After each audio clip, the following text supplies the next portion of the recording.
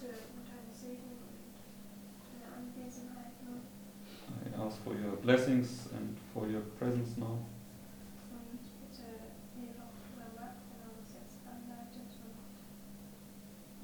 Please also help Brother Mark as he's leading out.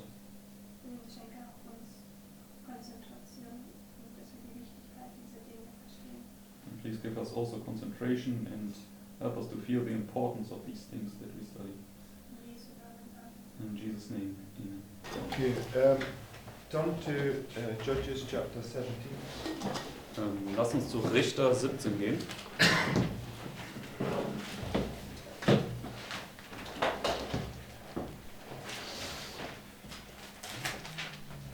So, I just want to compare some things in this story that we were looking at the other day. Und ich möchte jetzt hier ein paar Dinge miteinander vergleichen.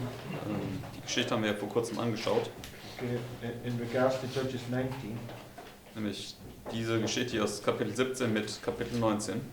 Okay, so that we can make some comparisons and try to understand it a bit better. So dass wir ein paar Vergleiche ziehen können und diese Geschichte ein bisschen besser verstehen können. So let's begin.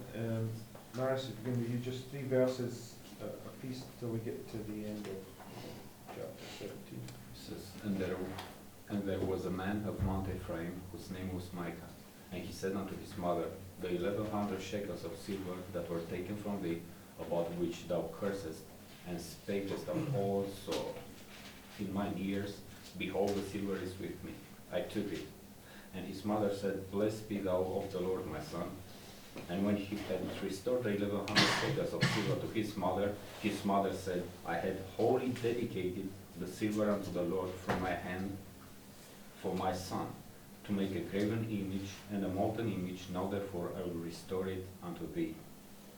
Yet he restored the money unto his mother, and his mother took 200 shekels of silver, and gave them to the founder, who made thereof a graven image and a molten image, and they were in the house of Micah. And the man Micah had a house of gods, and made an ephod and teraphim, and consecrated one of his sons, who became his priest. In those days there was no king in Israel, but every man did that which was right in his own eyes. And there was a young man out of Bethlehem, Judah, of the family of Judah, who was a Levite, and he sojourned there. And the man departed out of the city from Bethlehem, Judah, to sojourn where he could find place. And he came to Mount Ephraim, to the house of Micah, as he journeyed. And Micah said unto him, whence comest thou? And he said unto him, I am a Levite of Bethlehem, Judah, and I go to sojourn where I may find a place. And Micah said unto him, dwell with me, and be thou unto me a father and a priest, and I will give thee 10 shekels of silver by the year, and a suit of apparel, and thy victuals. So the Levite went in. And the Levite was content to dwell with the man, and the young man was unto him as one of his sons. And Micah consecrated the Levite, and the young man became his priest, and was in the house of Micah. Then said Micah, now I know that the Lord will do me good, seeing I have a Levite to my priest. Okay. What do we see in this chapter? Also was sehen wir hier in diesem Kapitel? Micah is a thief. Micah is a thief, right? Also Micha ist ein Dieb. What about his mother? Was ist mit seiner Mutter? His mother is deluded, right? Because he stole this money, and then she turned around when he said, oh, it was me that stole it. Oh, Lord bless you, right?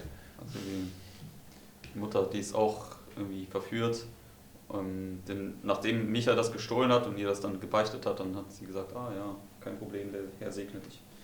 Right? And the money that he took, she was saving to make an idol, right? Und das Geld, was sie oder was er genommen hat, das war eigentlich angespart von ihr, um einen Götzen daraus zu machen. Okay, in verse 6 it's an important point, right? Und Vers 6 ist ein wichtiger Punkt. It says, in those days there was no king in Israel, but every man did that which was right in his own eyes, right? So what does it tell you about this time period? Also was sagt uns das hier über diese Zeitspanne? Oh, yes, it's darkness, but everybody was just doing according to their own imaginations, right? Also es war eine Zeit der Finsternis, aber jeder hat einfach getan, was er für richtig hielt. If this person thought this was right, this is what they did. If this person thought this was right, this is what they did. Right? Die eine Person gedacht hat, das ist richtig, dann haben sie das gemacht. Wenn die andere Person gesagt hat, das ist richtig, dann haben sie das gemacht. But what did it say specifically about Israel? Aber was sagt es hier über Israel ganz konkret? There's no king, Da right? gab es keinen König. It's the time period of the judges. There was no, at this point, there was no king. Das war hier die Zeit der Richter, da gab es noch keinen König. But this has some application for us at the end of the world. Aber das hat natürlich eine Anwendung für uns hier am Ende der Welt. So, my question is, when at the end of the world would there be no king in Israel? Meine Frage an euch ist, wo am Ende der Welt gibt es da keinen König in Israel? Yeah, well, okay, I would also be. So Wenn die Krone hinweggenommen wurde. when's the crown removed? Und wann ist das? At the Sunday law, right? Das ist hier am Sonntagsgesetz basierend auf Hesekiel 21. What's the second witness for that? Und was ist ein zweiter Zeuge dafür? Done yesterday, right? Das, was wir gestern uns angeschaut haben. What's taken from them right there? Was wird hier hinweggenommen? Das The Zepter. scepter, right? So you have two witnesses, two different histories, both showing a point right here where the kingship or the ability to rule is taken from them, right? Wir haben zwei Geschichten, zwei verschiedene Zeugen, die uns zeigen, dass hier dieses Königstum, diese Fähigkeit zu herrschen, hinweggenommen wird. So when you apply this then to the world, this would be the time period where it begins with us no king in Israel, right? Every man does according to his own ideas. Und wenn wir das jetzt hier ans Ende der Welt bringen, ist das hier folglich dann die Zeit, wo es keinen König in Israel gibt und jeder nach seinem eigenen Gutdünken handelt. And we're told that at the end of the world, every wind of doctrine will be blown through the church. Und es wird uns ja gesagt, dass am Ende der Welt jede mögliche Lehre einfach durch die Gemeinde weht. So Alle verschiedenen Winde der Lehre. we should see that in our time, right? Because we're in this time, right? Und das sollten wir auch in unserer Zeit sehen, denn wir sind ja jetzt hier seit 2014 in diesem Typus. Do we see every wind of doctrine blown through the church? Und können wir das nicht auch sehen, dass jeglicher Wind der Lehre durch die Gemeinde weht? Every man has his own Bible, right? No, I like this type of Bible. And this man says, no, I like this kind of Bible, right? Jeder hat zum Beispiel auch seine eigene Bibel, in dem Sinne, er sagt, ja, ich mag diese Bibelübersetzung, der andere sagt, nee, ich mag diese Übersetzung besser. I believe this doctrine. No, but I believe this doctrine, right? Und der eine sagt, ich glaube diese Lehre, und der andere sagt, nee, ich glaube diese Lehre. But it doesn't matter about doctrine, right? Because we just need to love one another. Right? Aber es ist ja ganz egal, was die Lehre sagt, wir müssen uns einfach nur einander lieben. That's the very mindset that is floating through the church at the moment. Und Right? das ist dieses Gedankengut, was momentan durch die Gemeinde hindurchgeht. Okay, so they have no king, therefore they're just holding on to whatever idea suits their fancy, right? Also sie haben keinen König, deswegen halten sie einfach an jeglicher Idee fest, die ihnen gerade passend vorkommt. Okay, so and when we go to verse 7, Wenn wir jetzt zu Vers 7 gehen, it says there was a young man out of Bethlehem, Judah, of the family of Judah, who was a Levite, and he sojourned there. So where did he come from and where is he? also wo kommt dieser junge Mann her und wer ist er? The Levite from Bethlehem, Judah. Also es ist ein Levit aus Bethlehem, Juda. Yes, so where is he and where did he come from? Also wo ist er und wo kam er her? When he came to the place where Michael was. No, but okay, so that's what I'm asking. Where is he? Er kommt zu dem Ort, wo Micha ist, also wo ist er da? It's in Ephraim, right? What's Ephraim a symbol of in the Bible? Er geht dann zum Berg Ephraim und wofür ist Ephraim ein Symbol?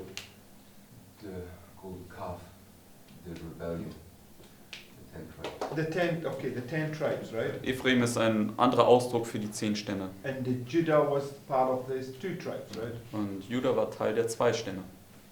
Now that hasn't taken place at this point, right? It's still future, but all the stories are speaking about the end of the world, right? Und for us it hasn't taken place. For them in that time. Okay. This No, it's point. before the kings. Ah, I mean, okay. they hadn't even existed. Okay. Also damals gab es noch die Trennung noch gar nicht, also hier zu der Zeit dieser Geschichte zwischen den 10 und den 2. Aber wir wissen, dass all diese Dinge ja hier über das Ende der Welt sprechen und wir das alles zusammennehmen müssen. So, basically, this young man who's a Levite, who was in the truth, has gone across to those who are not in the truth. That's basically. Also letztendlich dieser junge Mann, der Levit war, der vormals in der Wahrheit war, ist dann zu denen gegangen, die nicht mehr in der Wahrheit sind. And how do we know that he's not in the truth, Und woher wissen wir, dass er nicht in der Wahrheit or ist? they're not in the truth? Oder dass sie nicht in der Wahrheit sind? Bowing down the graven images. Yeah, because they made these graven images, and this is what he's now a priest of, this temple of false gods, right? Weil sie ja hier diese Götzen geschnitzt haben und er ist jetzt letztendlich ein Priester für diese falschen Götzen und vor denen sie sich niederwerfen. Okay, Kira, you had a point? Yeah, I mean, it doesn't really matter whether it took place at that point because they have made an image. That's the point. When Israel was separated, they made an image. Yes. I think that's what it says. Also es ist ganz gleich, dass diese Trennung hier noch nicht buchstäblich stattgefunden hat, historisch gesehen.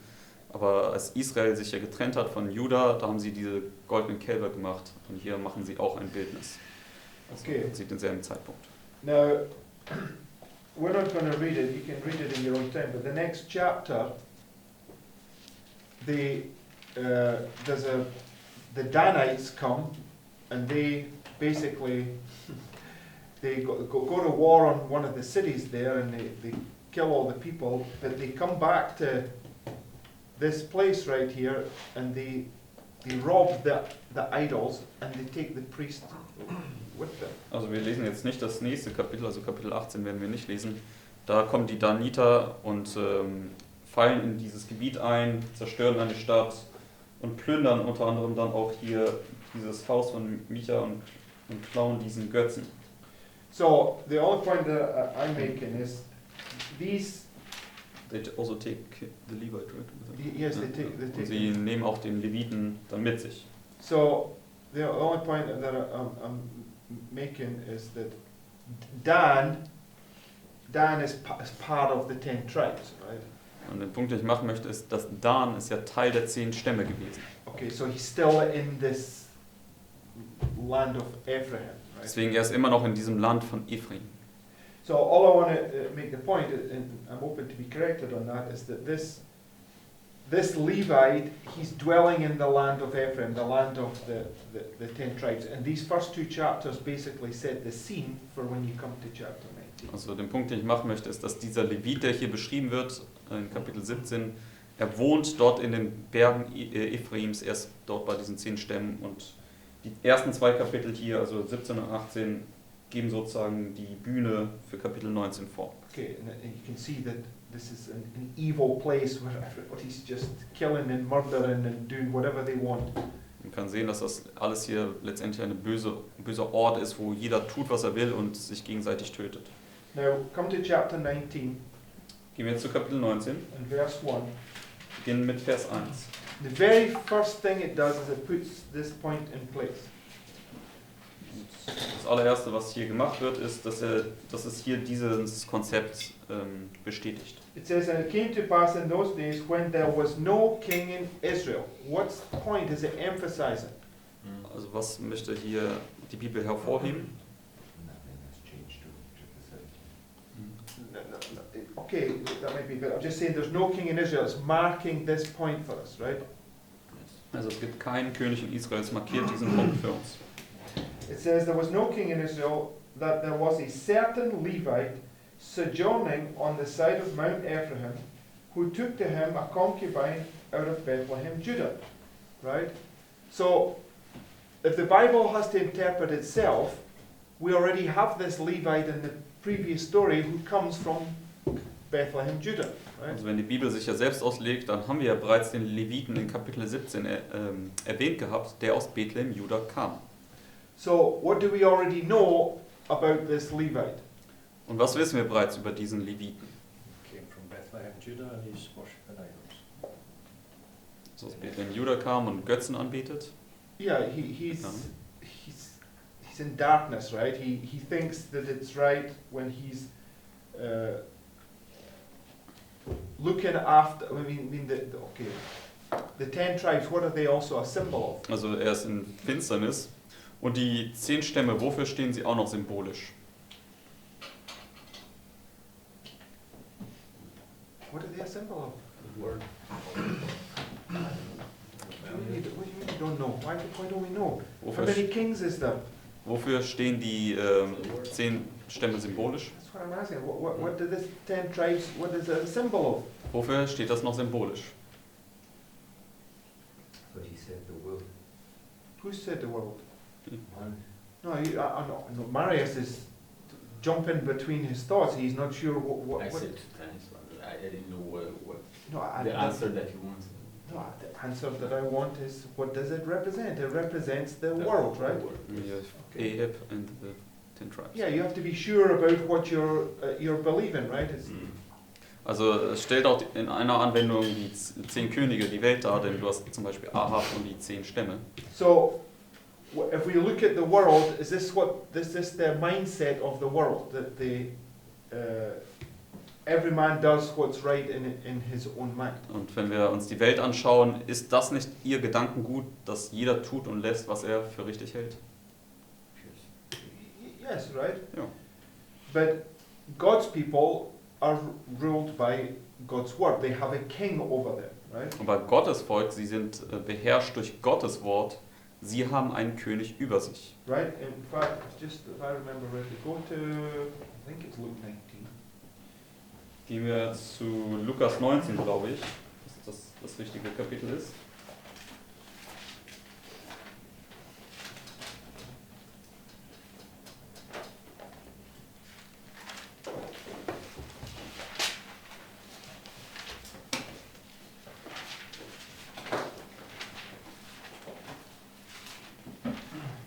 Verse 14, I think. Yes, no, I'm with you. Verse 12. Fangen wir in Vers 12 an. He said, therefore, a certain nobleman went into a far country to receive for himself a kingdom and to return. So, who is this nobleman? Wer ist dieser Edelmann hier?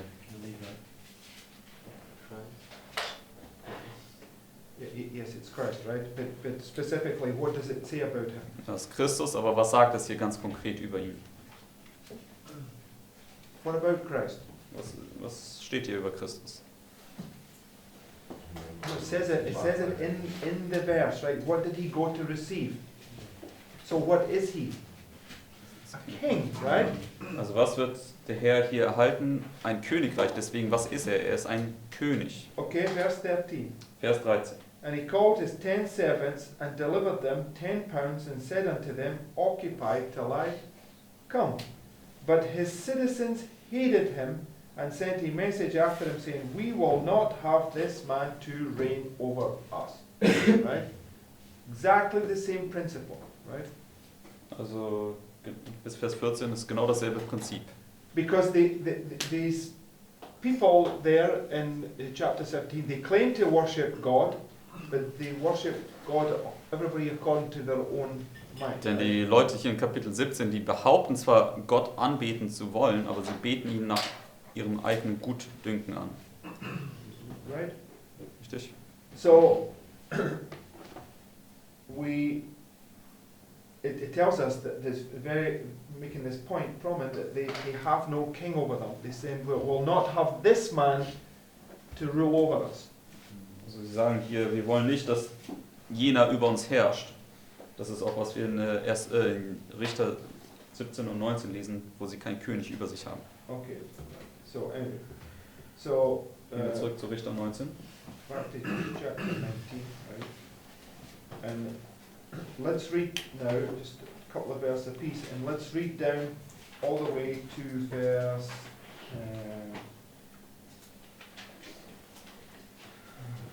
We'll come to verse 16 and then we'll stop there. So, Wir lesen Verse 1 bis 16. Scott, if you want to begin, verse 2 forward, please. And his concubine played the whore against him and went away from him unto her father's house to Bethlehem, Judah, and was there 4 whole months. And her husband arose and went after her to speak friendly unto her, and to bring her again, having his servant with him, and a couple of asses. And she brought him into her father's house, and when the father of the damsel saw him, he rejoiced to meet him. And his father-in-law, the damsel's father, retained him, and he abode with him 3 days, so he did eat and drink and lodged there. And it came to pass on the 4th day when they rose early in the morning that he rose up to depart. And the damsel's father said unto his son-in-law, Comfort thine heart with a morsel of bread, and afterward go away. And they sat down and did eat and drink, both of them together. For the damsel's father had said unto the man, Be content, I pray thee, and tarry all night, and let thy heart be merry. And when the man rose up to depart, his father-in-law urged it, therefore he lodged there again. He arose early in the morning on the 5th day to depart. And the damsel's father said, Comfort thine heart, I pray thee. And they tarried until afternoon, and they did eat both of them. And when the man rose up to depart, he and his concubine, and his servant, his father-in-law, and the damsel's father said unto him, Behold, now the day draweth toward the end. I pray you tarry all night. Behold, the day groweth to an end. Lodge here, that thine heart may be merry. And tomorrow get you early on your way, that thou mayest go home. But the man would not tarry that night, but he rose up and departed, and came over against Jesus, which is in Jerusalem. And there were with him 2 asses saddled, his concubine also was with him. And when they were by Jebus, the day was far spent, and the servant said unto his master, Come, I pray thee, and let us run into the city of the Jebusites, and lodge in it. And his master said unto him, We will not turn aside hither into the city of a stranger that is not of the children of Israel. We will pass over to Gibeah. And he said unto his servant, Come, and let us draw near to one of these places, to lodge all night in Gibeah or in Ramah.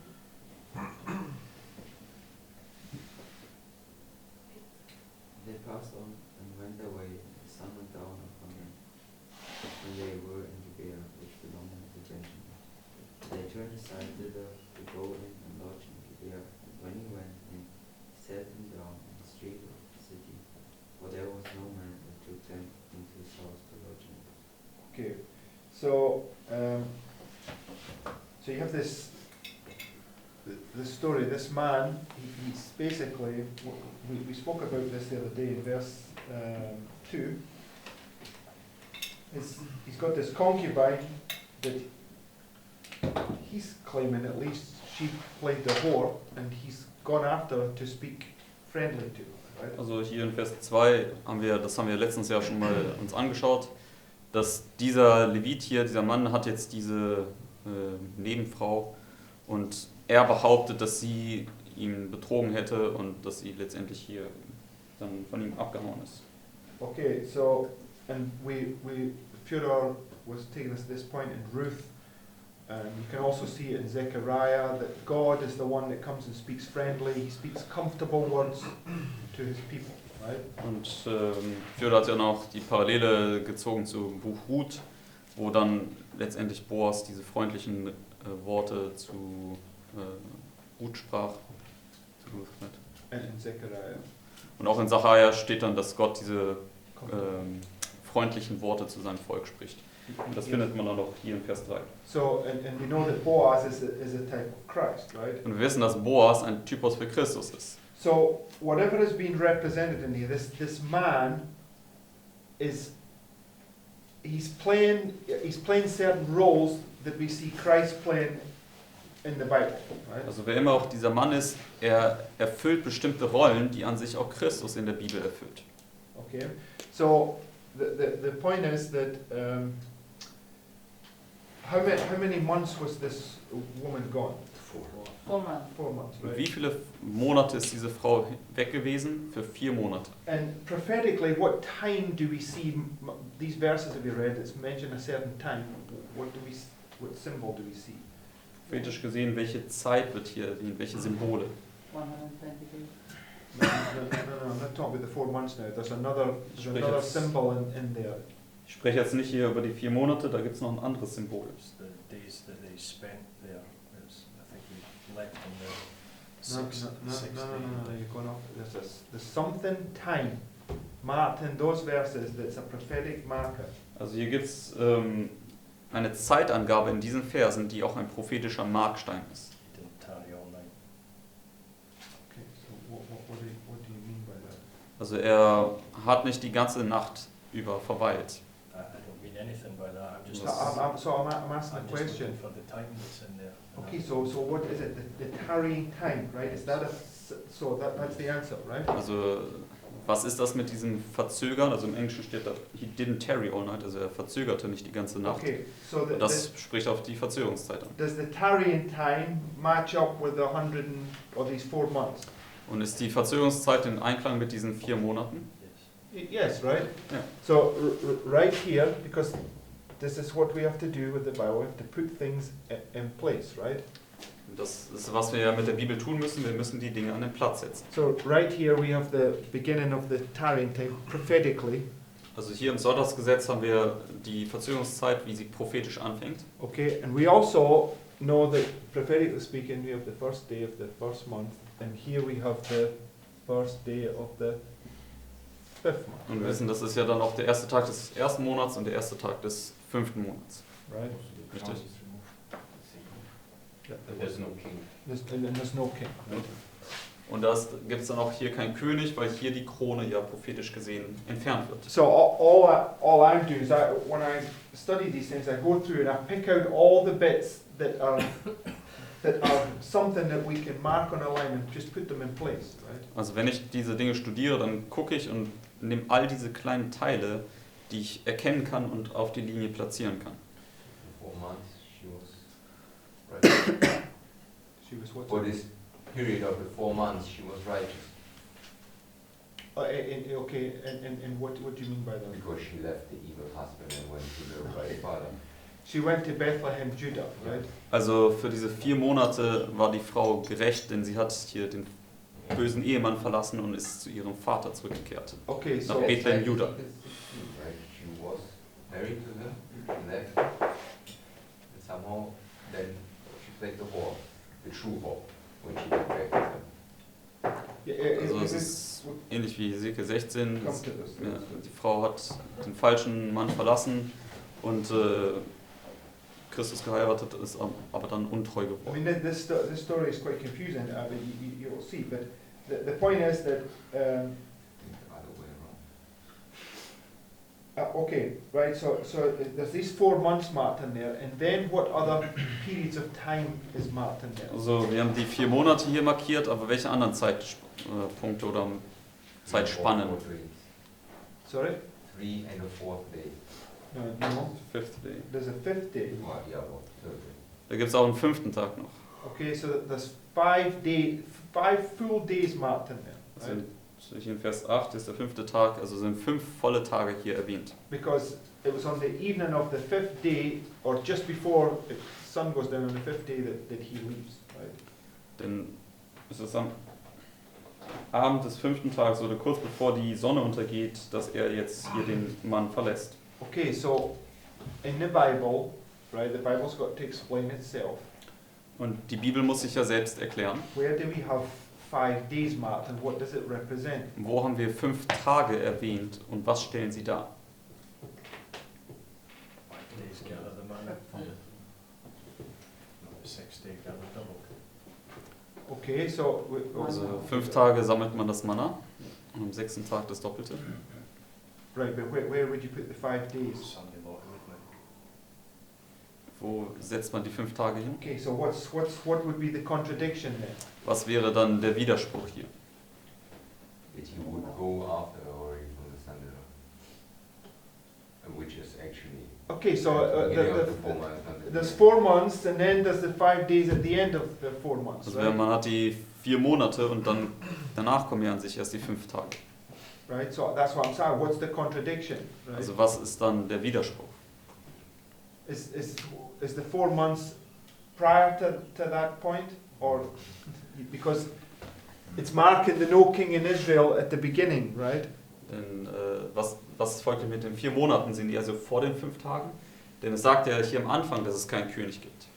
Or do we mark the 4 months and then put the 5 days parallel to on top? This Oder is, markieren wir die 4 Monate und setzen dann die 5 Tage parallel dazu? okay, so at least Das ist die the Frage. point, we know we have 1, 2, 3, 4, 5 days to gather the manna, right? Also wir wissen auf jeden Fall, dass wir 5 Tage lang das Manna hier sammeln müssen. Okay, and the 6th day you get double, right? Und am 6. Tag kriegst du das Doppelte. So another place where there's 5.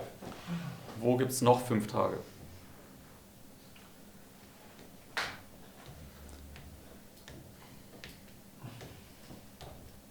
Nobody know? Creation week.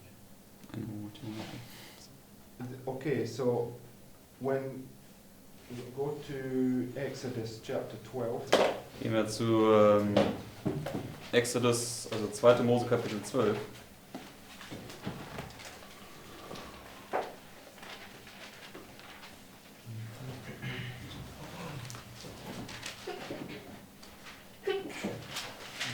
Gesundheit. okay,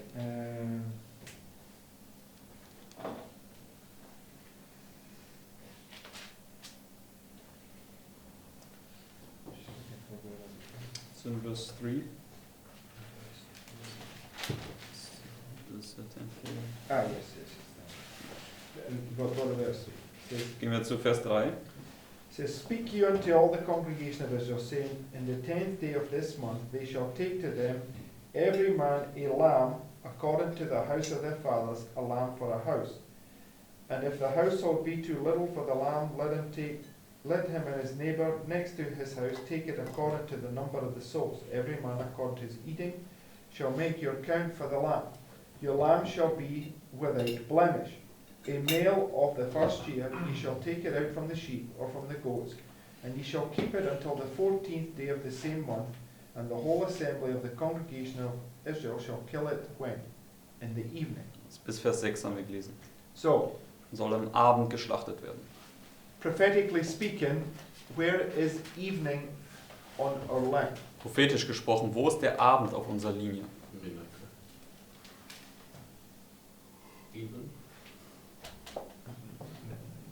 No, it's not like midnight, some midnight, but The 9th hour. I'm not even going to ask how you come to that conclusion, Margaret. Right? So let's look at it on the board, right? So you've got the 10th, 11th, 12th, 13th, 14th. How many days is that? Also wir haben vom 10. Tag bis zum 14. Tag. Wie viele Tage sind das, wenn man den mit einrechnet? That's 5 days, right? 5 Tage. So it says that they are on the 10th day they're to take a lamb, right? And then on the evening of the 14th they're to slay it, right? Also am 10. Tag sollen sie dieses Lamm auswählen und am Abend des 14. sollten sie es töten. So when does the 10th day begin? Und womit fängt der 10. Tag an? The same day as every other day begins, in the evening, right? Am Abend, so wie jeder andere Tag auch anfängt. Are we awake this morning? Right? In the evening, the day begins, right? So you have one day goes to the next evening.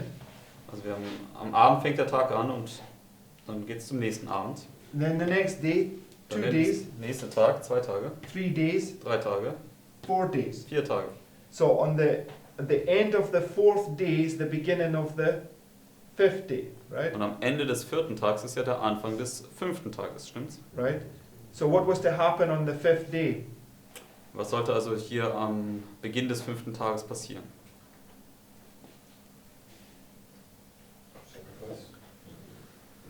Yeah, they were to slay the lamb, right? Also sie sollten dort das Lamm schlachten. So on this day right here, which begins at evening, is when they had the Passover meal, Und right? an diesem Tag hier, was mit dem Abend anfängt, da hatten sie das Passamahl.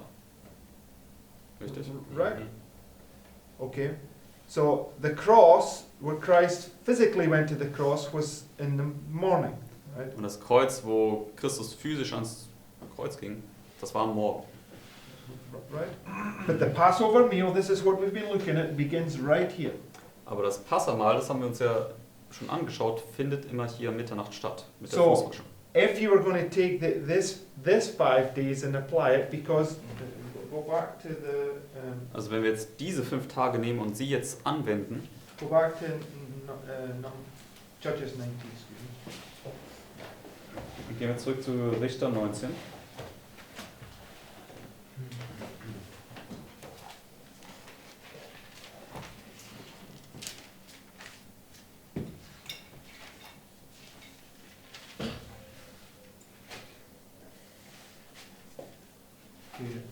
It marks these points here. I've also wondered why it's not. It says so.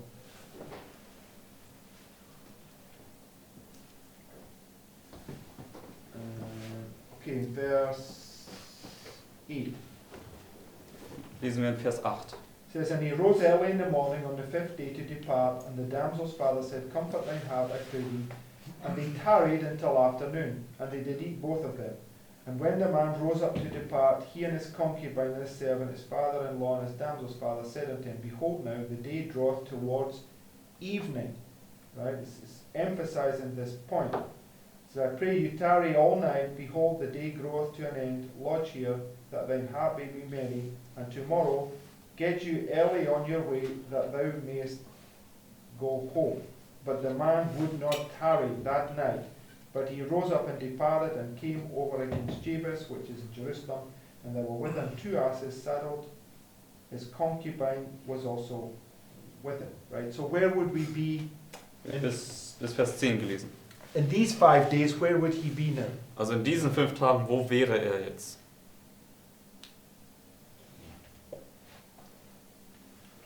His asses were saddled. No. I'm saying where would he be? Wo wäre Where er would he jetzt? be in relation to these days? Which part of the day?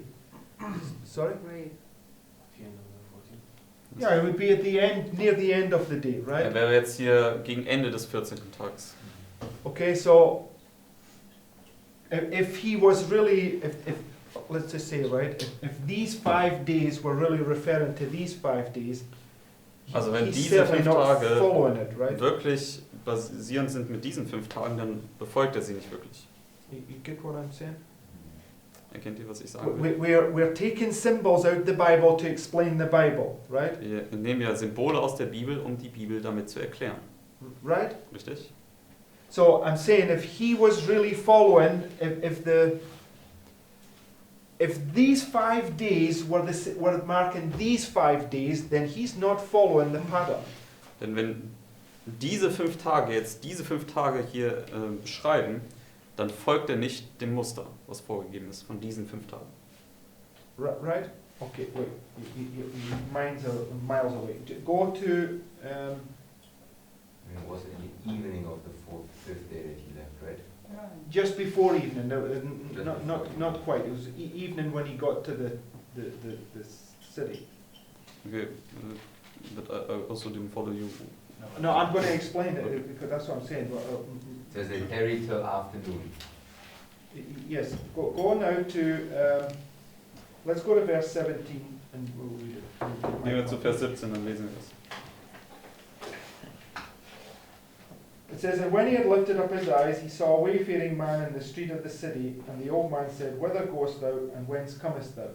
And he said unto them, We are passing from Bethlehem, Judah, toward the side of Mount Ephraim, and thence I am, and I went to Bethlehem, Judah, but now I am going to the house of the Lord.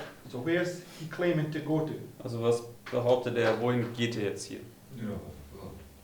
Is it the house of the Lord? Vers 18 sind wir. Er behauptet, zum Haus Gottes zu gehen, aber ist es wirklich das Haus Gottes? No. Nein. And there is no man that receiveth me to house. Yet there is both straw and provender for our asses, and there is bread and wine also for me, and for thy handmaid, and for the young man which is with thy servant. There is no want of anything. And the old man said, Peace be with thee, howsoever let all thy wants lie upon me, only lodge not in the street. What do we see? Was sehen wir jetzt hier bis Vers 20? Peace be with you. Right, so what do we see? Friede sei mit dir, was sehen wir also? Just remember, the Bible interprets itself. Die So Bibel what do we see? legt sich selbst aus. Was sehen wir hier? Das Christ. Okay, this man is a symbol of Christ, right? Also dieser Mann ist ein Symbol für Christus. So what happened is he's now entering the city just about the time of when the sun's going down, and this man sees them and he comes up and says, "Peace be unto you." Also dieser Mann mit seiner Frau, der tritt jetzt in diese Stadt ein, kurz bevor die Sonne niedergeht, und dann kommt dieser alte Mann ihm entgegen und sagt, Friede sei mit dir. Right? Richtig? And he's offering them now to come in and sojourn with him, Und right? er bietet ihnen jetzt an, zu ihm nach Hause zu kommen und dort zu verweilen. Okay, so hold your place there and go to Genesis 19. Haltet euren Finger hier, gehen wir zu 1. Mose 19.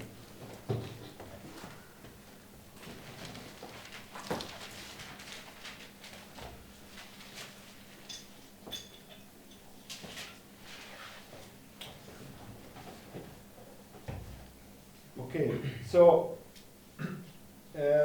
verse 1. Dann fangen wir in Vers 1 an. 1. Mose 19, Vers 1. And there came 2 angels to Sodom at when? At even, Wann kamen die 2 Engel? Zur Abendzeit. right? And Lot sat in the gate of Sodom, and Lot, seeing them, rose up to meet them, and bowed himself with his face towards the ground, and said, Behold now, my lords, turn then, I pray you, into your servant's house, and tarry all night, and wash your feet. And ye shall rise up early, and go on your ways. And they said, Nay, but we will abide in the street all night. Bis Vers 2. Okay? And he pressed upon them greatly, and they turned unto him, and entered into his house, and he made them a feast, and did bake unleavened bread, and they did eat. Right? Bis So- Vers 3. What happened here? Was ist jetzt hier passiert? Just run through the scenario in your mind. What happened and what took place? Geht durch dieses Szenario in eurem Kopf. Was fand hier statt? Was fand hier statt? Was pressing them to come in. Oh, okay. Needs fulfilled. There's 2 angels come to the city. Lot sees them and think, okay, it was what was the custom of the people at that time? Also die 2 Engel kommen hier zur Stadt. Lot sieht sie. Und was war der Gebrauch damals zu dieser Zeit? To prepare, to provide for. To provide for strangers, right? Fremde zu empfangen und für sie zu sorgen. In chapter 18, you see Abraham doing the very same thing, right? In Kapitel 18 sieht man Abraham dasselbe tun. Because it says in the Bible, how does it go? It says, you have to be careful that you might entertain angels, right? Also Paulus sagt ja, seid gastfreundlich, denn es mag sein, dass ihr Engel aufnehmt. And he's referring back to Genesis 18, right? Und er nimmt da Genesis and 19. And 19, the same principle, right? Und er nimmt da Bezug auf 1. Mose 18 und 19. Okay, so these 2 angels look like men, right? Also diese 2 Engel hier, die schauen wie Menschen aus. Lot didn't know that they were angels, but Lot was a godly man and he was following the custom to entertain strangers. Also Lot wusste nicht, dass es Engel sind, aber er war ein gottesfürchtiger Mensch und hat deswegen diesen Gebrauch gepflegt, diese Fremden aufzunehmen. And what does Lot offer them? Und was bietet Lot ihnen an? Wash their feet. Yeah, he says, come in and I'll wash your feet and I will feed you, right? Also er bietet ihnen diese Fußwaschung an und dass er sie auch speisen wird. Okay, go back to Judges 19, Gehen wir zurück zu Richter 19 verse 20. und dann Vers 20. And the old man said, Peace be with thee, howsoever, let all thy wants lie upon me, only lodge not in the street. So he brought him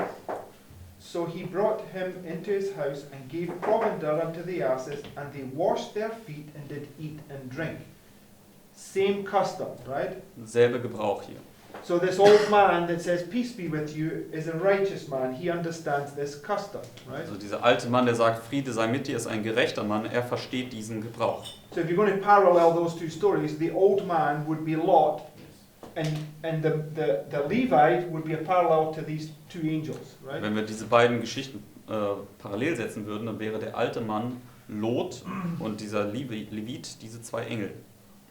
Right? Richtig? Look, you need to, I need to know that you're following. Nod your head Yes. for yes? Okay, thank you. Also könnt ihr Another folgen. question.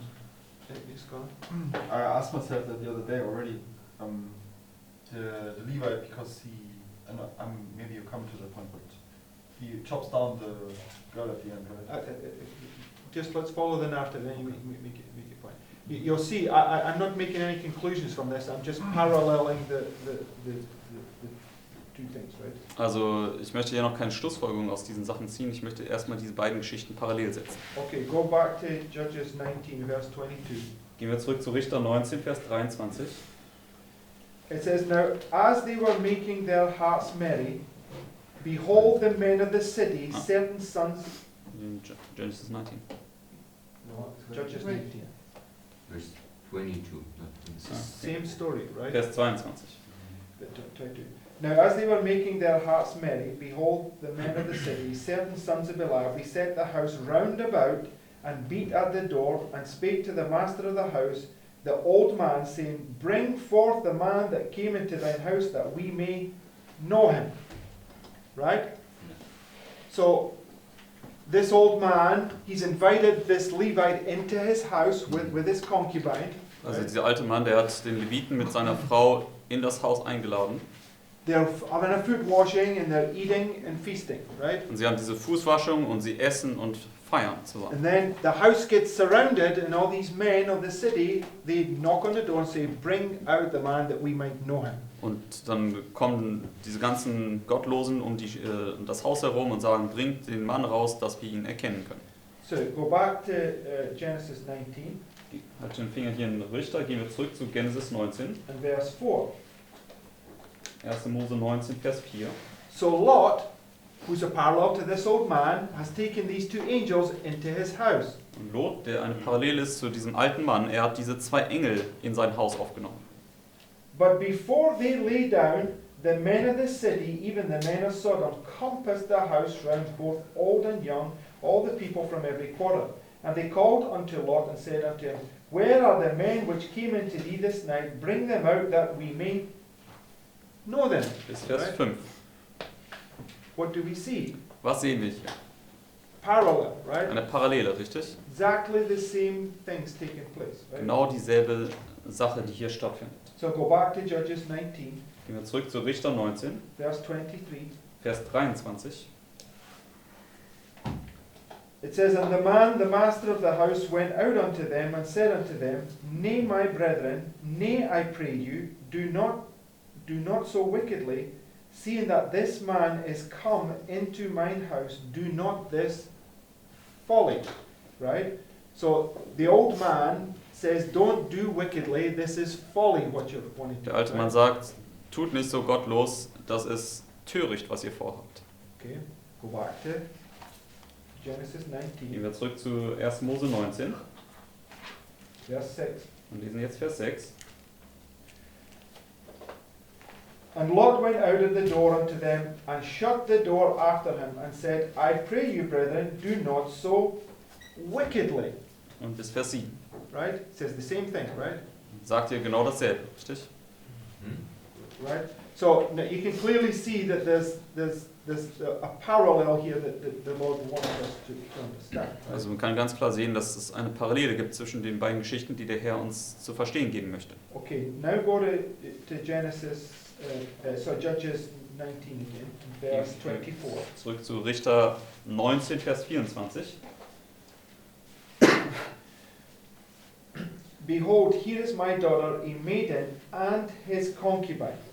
So what does the man of the house offer to these people right here? Also was bietet jetzt dieser alte Mann hier diesen Leuten an? Two women, right? Zwei Frauen. The concubine and his daughter, right? Also diese Nebenfrau und seine eigene Tochter. Behold, here is my daughter, my maiden, and his concubine. Them I will bring out now, and humble ye them, and do with them what seemeth good unto you, but unto this man do not so vile a thing. So, do you think the man didn't care for his daughter? Denkt ihr, dass der Mann nicht sich um seine Tochter geschert hat? No, cared for her, right? Natürlich hat er sich um sie besorgt und But- gekümmert. It's definitely teaching us something spiritual, right? Aber es lehrt uns natürlich etwas Geistliches. Go back to Judges 19, Gehen wir zurück zu Genesis 19. Genesis 19, 1. Mose 19. Gehen wir zurück. verse 8. Vers 8. It says, Behold now, I have 2 daughters, which have not known man. Let me, I pray you, bring them out unto you, and do ye to them as is good in your eyes, only unto these men do nothing, for therefore they came under the shadow of my roof. Right? It's not just a parallel, it's a perfect parallel, this story, right? Es ist nicht nur eine Parallele, sondern es ist wirklich eine perfekte Parallele. Okay, so, but what's the difference?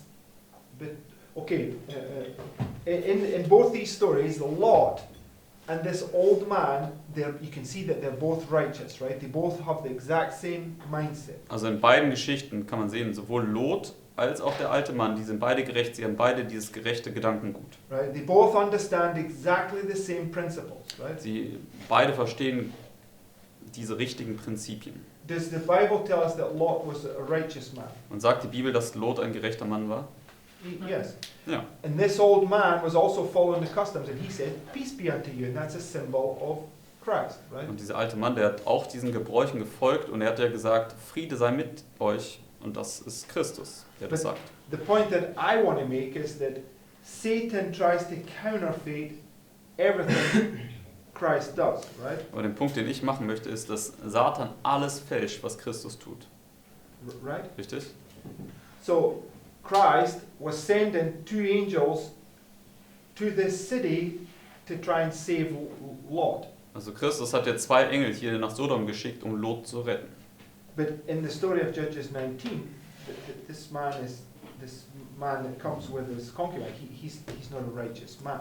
Aber in der Geschichte von Richter, Kapitel 19, dieser Mann, der mit seiner Konkubine da kommt, das war kein gerechter Mann. So, this is why I think that it's like Satan is counterfeiting what Christ is doing here. Deswegen, wie ich das verstehe, ist, dass Satan das fälscht, was Christus hier tut in But, Genesis 19. Like I say, I'm open to be corrected on that. Aber ich bin offen, das noch anders zu sehen. I have a question. Is the woman already dead when she's cut into pieces? Connor, we've not got there. You're way. Don't please don't bring that question into it, right? So, coming back to these 5 days now, right? Wenn wir zurückkommen zu diesen 5 Tagen, Okay, if the compassing of the house round about, which point is it marking for us prophetically? dieses Umlagern des Hauses, was stellt das prophetisch gesehen dar? Yes, but I'm talking about on the line. Which point would we mark? Midnight cry. In welchem Punkt markieren wir das? Im Mitternachtsruf. Okay, the midnight cry. And the midnight cry is the cross, right? Und der Mitternachtsruf ist ja auch das Kreuz. Right. So now we know that this is midnight right here, right? Und wir wissen, dass das ja hier Mitternacht ist. Okay, but we also know that this is where the Passover meal begins, right? Aber das ist auch dort, wo das Passamahl anfängt. But the Passover meal has to begin on the evening of the 14th. evening of the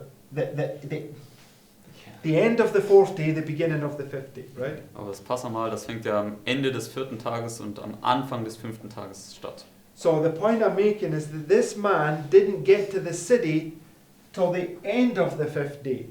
Und der Punkt, den ich machen möchte, ist, dass dieser Mann nicht zur Stadt kam bis zum Ende des 5. Tages. So when he goes into the house to eat and wash his feet, it's at the end of the 5th day, not the beginning of the 5th day. Und deswegen, als dieser Mann jetzt in das Haus kam, um dort die Füße gewaschen zu bekommen und zu essen, war das am Ende des 5. Tages und nicht am Anfang des 5. Tages. Right? Richtig. So it's not in accord, the point is it is not in accordance with this pattern. Deswegen der Punkt, den ich machen möchte, ist, dass das nicht im Einklang ist dann mit dem Muster des Passafestes. Now you get what I'm saying. Könnt ihr jetzt verstehen, was ich sage? Right? So this pattern, I'm saying, for the moment, I would discount it. Aber dieses Muster, zumindest momentan, würde ich erstmal jetzt zur Seite legen. Right, because it doesn't match up with the pattern that's laid out in the Bible. Denn es ist nicht in Übereinstimmung mit dem Muster, was in der Bibel dargelegt wird. But we know that the compass into the house is marking the cross, right? Aber wir wissen, dass das Umlagern des Hauses hier dieses Kreuz markiert. And we know that the beginning of the meal is also marking the beginning of Passover. Und wir wissen auch, dass der Anfang dieses Mahls auch der Anfang des Passas ist. Right? But I'm just saying that when he leaves, he's leaving after this point and not the point that he should it should marry up with it. If that's what. Aber er verlässt halt danach und nicht zu dem richtigen Zeitpunkt die Stadt. Okay, so these are the problems that Bethlehem, Juda. you have to try and solve. Und das sind diese Probleme, die wir lösen müssen. So you have these 4 months that we in the Tarian times marked here, right? So you've got this first day of the first month takes us up to this point right here, Also right? wir haben diese 4 Monate vom ersten Tag des ersten Monats bis zu diesem Punkt und auch diese Verzögerungszeit. Because this is the day of the 4th month, right? Denn das ist der 5. Tag des 4. Monats. Definitely marking 2 separate points in time, right? Und das markiert auf jeden Fall 2 verschiedene Zeitpunkte. Right. And when you come to the Passover meal is separated from the point that Christ actually physically goes on the cross. Und wenn man zum Passa kommt, dann ist dieses Passa-Mahl getrennt von dem Punkt, wo Christus wirklich ans Kreuz geht. So even at the Passover, 2 separate points in time are being marked, right? Deswegen sogar beim Passa gibt es 2 unterschiedliche Zeitpunkte, die markiert sind. Right? Richtig? I mean, when they actually eat the Passover, that's the cross, right? Isn't it? Well, it's symbolizing the cross. But in the meal that they were eating right there, I mean, when you take it in a historical, chronological fashion, no, and that's the point I'm making. You have this meal that they had before, that he was teaching them all the principles, but then he went on the cross and fulfilled what they did at the meal. Yes. But I'm not denying But I that mean, the sop, right, that you eat right there marks midnight cry. No, I mean, it depends on what you mean with eating. I'm not denying that. I'm just on about the history, right, is showing us something, right? In the history, at the evening time, they went in, they killed the lamb, right? He wasn't on the cross yet, but they killed the lamb, right? And they sat there and they had a meal, and all these things were leading up to him going on the cross, all on the same day, right? Yes. So what I'm saying is history, the historical application of the Passover shows that there was 2 distinct points. There's a time where they slay the lamb in the evening, and there's a time when he physically went on the cross in the morning, right? Two distinct points. That's the point that I'm making. Der Punkt, den ich machen möchte, ist, dass historisch gesehen gab es 2 verschiedene Zeitpunkte, wo sie erstmal das buchstäbliche Lamm geschlachtet haben und danach ging Christus ans Kreuz. Right? So the old man, the point is that the old man comes at even and this is at midnight cry. No. I'm just I saying. mean, if I connect it with Zechariah, it said that he lifted up his eyes, and that is at the midnight cry. So If you parallel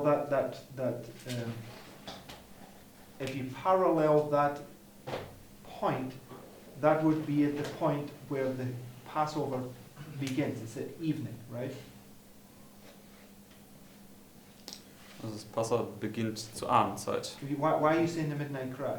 yeah, because of Zechariah, that if not, it's a little bit confusing for me. So in Zechariah 4 is when they were just awake, yeah, and all the other chapters, he said, I lifted up my eyes, so it's at the midnight cry, and now the man is at even, and he had lifted up his eyes, so that's Okay, so but so what? What is they have right after? They have the meal after that point. yeah. So So can- how should I understand this? Well, where are you having the foot washing? We had before the midnight cry. Okay, so there's your answer. So there's 2 different applications of the midnight cry. I mean, all these symbols, I lifted up my eyes, so we can apply it also. It's a good question. I don't know. Also es geht jetzt hier um Vers 17 in Richter 19, wo der Mann dann die Augen erhebt. Und das ist halt auch in Sacharja Kapitel 4 bis 6 zu finden, wo Sacharja immer wieder die Augen erhebt. Das ist am Mitternachtsruf. Und die Frage ist jetzt, ja, wenn er jetzt hier die Augen erhebt, wie ist es dann davor und nicht auch am Mitternachtsruf? Okay, you see there's many challenges with this chapter, right? Also man kann auf jeden Fall sehen, dass dieses Kapitel wirklich uns herausfordert. But if you just take Genesis 19 and you place it on the top there, right? We know that, or should I say, where did the two angels arrive at the? Aber wenn wir jetzt 1. Mose 19 nehmen und das darüber legen, wo kommen die zwei Engel an? Zu welcher Zeit? I'm not asking that. I know what it says in there. I'm saying, where would we put it on our line? Also zur Abendzeit, wo wäre das auf unserer Linie? The Lord is staying at the gate, so. Yes. So, okay, in the story of Mordecai, where is he at the gate when they start? He's right here at the gate, and he refuses to bow down. Also er ist am Tor, aber zum Beispiel Mordecai ist hier am Tor, als er sich weigert niederzufallen. Also It's nice to start to understand the different aspects. Okay, I'm saying, okay, the point is that there's a foot washing taking place, der right? Punkt ist, man findet eine Fußwaschung, die stattfindet. So, we established now, what is the purpose of the eating of the, what is the eating of the flesh and blood of Christ? Was ist das Essen des Fleisches Christi und sein Blut trinken?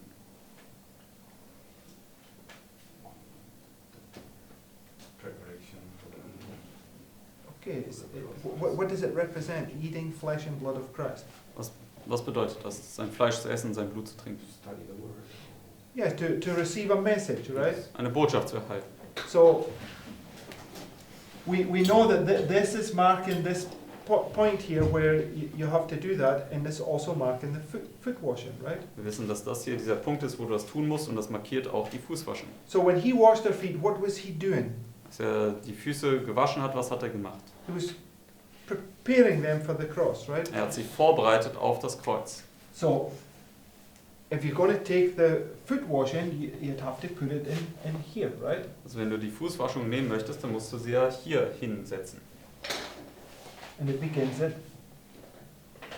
evening, right? Und das fängt am Abend an. That's when the Passover began, and historically at evening. Das ist ja, wo das Passa historisch gesehen auch anfing. So that's the point that I'm making. In history shows you that at evening they slew the lamb, they ate they had the foot washing, and it led down to this point that Lawrence is making, where they eat the flesh and blood of Christ, which is pointed to the cross, right? Also sie haben hier am Abend, wo sie das Lamm schlachten, dann haben sie diese Fußwaschung, und das bringt sie letztendlich zu dem Punkt, wo sie das Fleisch essen, das Blut trinken. Das ist dann das Kreuz. Okay, so the foot washing prepares you for the cross, right? Die Fußwaschung, die bereitet dich vor aufs Kreuz. So in both those stories, when do the men compass round the city? Und in beiden diesen Geschichten, wann umlagern die Männer die Stadt? Okay. Mitternachtsruf. Okay. Why the midnight cry? Okay, und warum sagst du das? Because it's after the foot washing, Weil es nach der Fußwaschung ist. right? We're putting the things in place. So they come in, it marks the point of evening, which is the beginning of the Passover, right? Also sie kommen rein, das markiert ja den Anfang des Passas. They have this foot washing and this eating, and then the men surround the city. Und dann haben sie hier diese Fußwaschung und das Essen, und dann kommen die Männer und umlagern die Stadt. And it's a parallel to Titus, which is the external, Und das ist right? eine Parallele zu Titus, der stellt das Externe dar. So, It says also, if you live a godly life in Christ Jesus, you shall suffer suffer persecution. persecution, right? Sagt er auch, wenn du gottselig lebst in Christus Jesus, dann wirst du Verfolgung erdulden. Here we receive the wedding garment, and then Satan comes. Also hier erhalten wir das Hochzeitsgewand, und deswegen kommt dann Satan auch sofort danach. Okay, so in Millerite history, what message did Samuel Snow give right there? In der Miller-Geschichte, welche Botschaft hat dort Samuel Snow gegeben? The midnight cry, Er right? hat den Mitternachtsruf gegeben. But it's just, this is the part where it's recognized, right? This is the part where they woke up. Aber das ist dann der Punkt, wo sie diesen Ruf erkannt haben, dass es, als sie aufgewacht sind. But if you go by Millerite history, this waymark here was the point that marked midnight, right? Aber wenn man zur Miller-Geschichte geht, dann war es ja dieser Punkt, der wirklich Mitternacht im wahrsten Sinne markierte. So you have to grapple with these things in your mind, right? Deswegen wir müssen wirklich mit diesen Dingen in unserem Kopf rumjonglieren. Okay, so anyway, right. So the main problem I have is the 4 months and the 5 days. Where do you put them? Also das Hauptproblem, was ich habe, ist, wo setzt man diese 4 Monate und diese 5 Tage jetzt hin? Because the 4 months takes you to this point, Weil die 4 Monate, die bringen dich ja hier zum Mitternachtsruf, right? zum So ersten Tag des where do 5. you put Monats. the foot washing and all those sorts of things? Wo würde man also diese Fußwaschung und all diese anderen Dinge hinsetzen? And then the 5 days you take, okay, you have 5 days gathered manna, that would bring you down to this point, right? Und auch die 5 Tage, wenn man das mit den 5 Tagen Manna-Sammel vergleicht, dann würde dich das auch hier But hinbringen. then what do you do with the 4 months, Aber was macht man dann mit den 4 Monaten? right? But the clearest parts you've got in Judges 19 are verses 18 down to 25, right? Aber die klarsten Dinge aus diesem Kapitel sind auch die Verse 18 bis 25. Right, because you can parallel these with Genesis 19. Weil du diese Verse dann parallel setzen kannst mit 1. Mose 19. Now, Führer made a point the other day, right? Which Führer. also must be considered. Und Führer hat letztens diesen Punkt gemacht, den man auch betrachten sollte. That we know that right here, this is a parallel to this, right? Dass das hier eine Parallele zu der ganzen Zeit des Bindens ist. So there is a possibility that this story, although it's showing the exact same things, might represent a different fractal, right? Deswegen ist die Möglichkeit, dass auch wenn diese Geschichte hier all diese selben Merkmale aufweist, ein anderes Fraktal illustriert. Okay, so what would that do for, let's bring it down and maybe that the foot washing, all that is marking it at this time right here. Deswegen, vielleicht wenn wir das jetzt hier runterbringen, vielleicht ist diese Fußwaschung aus dieser Geschichte in dieser Zeit hier. Right? So what would that do for us then? Was würde das dann für uns machen? When you're always asking, how do you study the Bible? How do you go through it? This is what it is. It's detective work, right? It's putting things in place and removing things that don't fit and moving things around and trying every aspect until you can prove your theory without a contradiction. Also, Right? fragt er oftmals, wie studiere ich die Bibel? Das ist, wie man das macht. Das ist eine Detektivarbeit. Man muss die Dinge nehmen, platzieren, schauen, ob sie passen, wenn sie nicht passen, verschieben, sodass es letztendlich passen wird, ohne einen Widerspruch. Says you've got to, well, I don't want to add any words to it, but it says you've got to tax every nerve and fiber to understand the truth. Ellen White sagt, wir müssen jeden Nerven und jeden Nervenstrang anstrengen, um die Wahrheit zu verstehen. And most of the time we don't understand God's word. This is what we don't want to do. We don't want to sit there and painfully go through and try to work out all these bits piece by piece because it's painful on our minds. Und der right? Grund, warum wir die Bibel nicht wirklich verstehen, ist oftmals deswegen, weil wir nicht uns hinsetzen und, sag ich mal, auch schmerzhafte Anstrengungen unternehmen, das Schritt für Schritt auszustudieren, was das alles bedeutet. Okay, so let's open our minds now. If this, right, which would be paralleling this, right? Also lass uns jetzt mal unseren Verstand öffnen. Wenn das hier eine Parallele ist hierzu, What would it do? What could we then? What would make it different? was würde das dann verändern für uns hier? Still have to say valid. The 4 months, right, would bring you to this point, right? Die 4 Monate bringen dich zu diesem Punkt And then it would start 5 days, und right? dann würden die 5 Tage beginnen. So somehow the 5 days would bring you down to this point right here. Deswegen, dann würden die 5 Tage dich zu diesem Punkt hier hinabbringen. right? Richtig? So for me, it fits clearer that way than it does trying to jostle these things around like we're would be forced to do if it was here. Für mich würde das passender sein, als wenn man jetzt hier versucht, diese Dinge irgendwie miteinander zu vermischen. Right? Richtig? So the 4 months would bring us to this point, and then he is now, what is he doing at that point, right? In verse 3. Also die 4 Monate bringen dich hier zu dem Punkt hinab, und was macht er dann in Vers 3? It says, and her husband arose and went after her to speak friendly to her, and to bring her again, having a servant with him and a couple of asses. So, what is marked right there? Was ist hier markiert in Vers 3? The asses. Okay, so what about the asses, Mike? Die Esel, und was ist damit? He has to ride it. Right. So what does that do for us? Also er reitet hier einen Esel, was macht das für uns? Okay, you need to make your thoughts clear. Just saying Biliam doesn't mean anything. What about Balaam? Okay, so Balaam also saddles his ass right there, right? Also auch Biljam sattelt sein Esel hier. Right. Richtig? So what is the saddling of the ass a symbol of? Und wofür steht das Satteln des Esels symbolisch? Two things. You're either in control or you do it in your own strength. No, that's not what I'm asking. So what is it a symbol of? Wofür steht das symbolisch? When is somebody riding the ass, the horse, the chariot, or whatever? The triumphal entry. The triumphal entry, right, which is a parallel to the midnight cry, Ein right? Symbol für den triumphalen Einzug, eine Parallele zum Mitternachtsruf. Right? You have to get all these arguments in your mind, right? So Wir müssen all diese Argumente in unseren Kopf bekommen. So that would, if you do it that way, it begins to look like more it fits. You have these 4 months leading you to this point, and it marks the saddling of the ass, Also right? wir haben diese 4 Monate, die uns zu diesem Punkt bringen, und dann haben wir hier das Satteln des Esels. Okay, so there's something that fits, right? Also da ist etwas, was passt. Right? Stimmt's?